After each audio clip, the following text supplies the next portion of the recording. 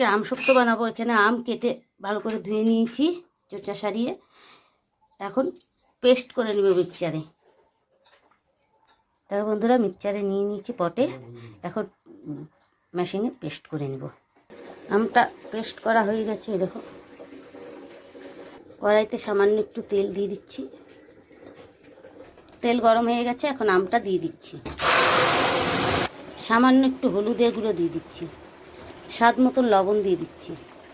ভালো করে মিশিয়ে নিচ্ছি সব কিছু একসঙ্গে। একটু চিনি দিয়ে দিচ্ছি স্বাদ মতো, চিনি দিয়ে ভালো করে মিশিয়ে নিচ্ছি। হয়ে গেছে, এখন নামিয়ে ফেলবো। থালের মধ্যে আমি সামান্য একটু তেল মেখে নিচ্ছি, সাদা তেল। হ্যাঁ, আমটা দিয়ে দিচ্ছি।